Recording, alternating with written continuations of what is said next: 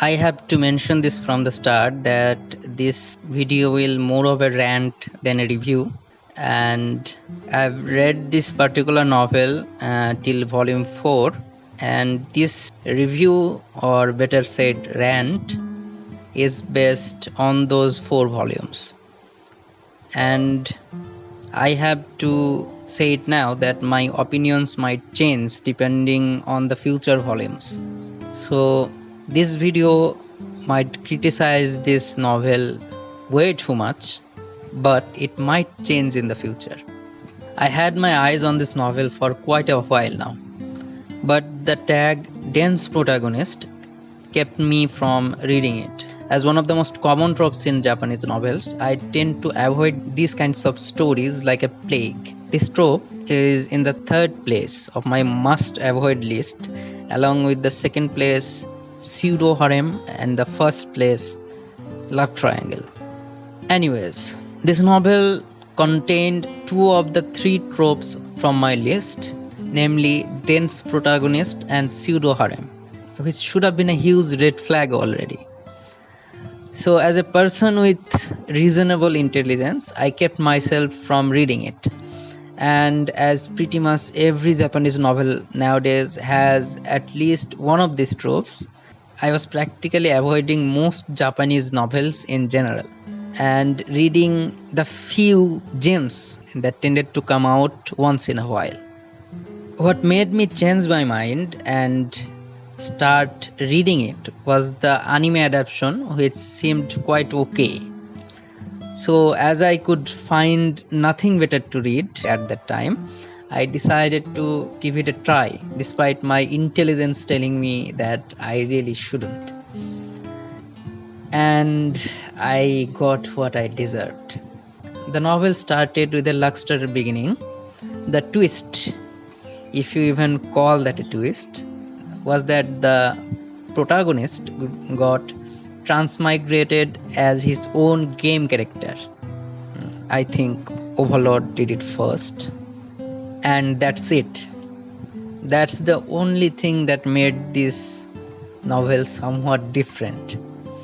Everything else is pretty generic. The protagonist is overpowered, as dense as the armor he wears, and kind of a mindless yes man. Moreover, the guy can't say no. He'll do whatever shit others tell him to do. Especially the supposed female protagonist. Due to some circumstances, she had hired him as a mercenary, but the guy basically became her slave. He has no opinion or will of his own. He does whatever she tells him to do. The only redeeming feature of the protagonist is that he is not that timid.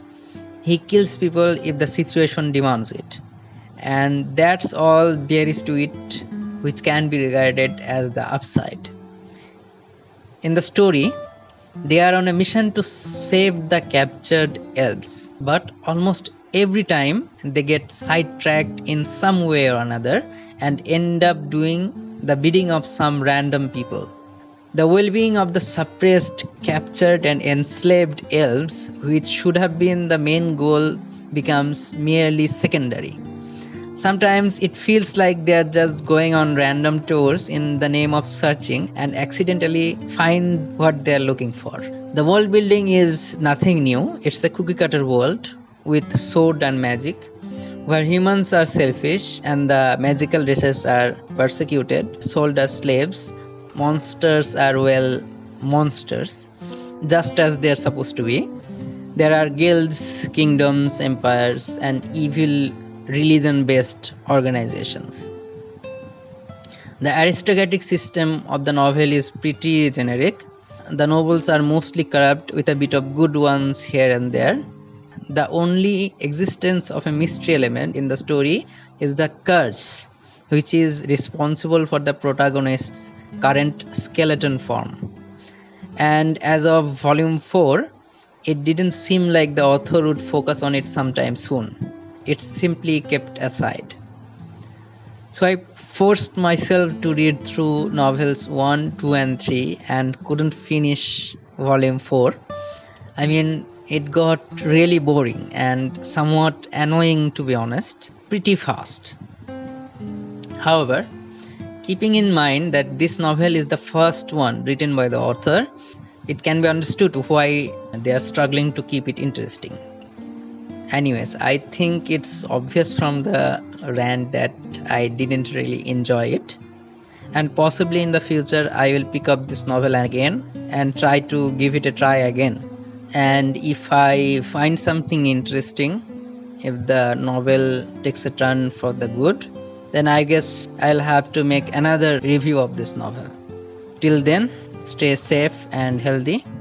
Like and subscribe to the channel if you like this review or rant. Thank you.